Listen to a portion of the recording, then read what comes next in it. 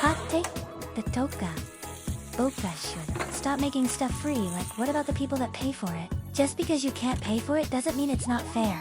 It's not even that much money. I know how it feels for other people. It's a lot, but it's not for the others that spend their money on this game. This is a lot, but for others, it's not. Please stop, guys. But I think that's really expensive. It's the mega pack, but you guys can really get that piece by piece. That's why I got everything in the game. I asked for something every birthday anyway. Anyways, Fruity out.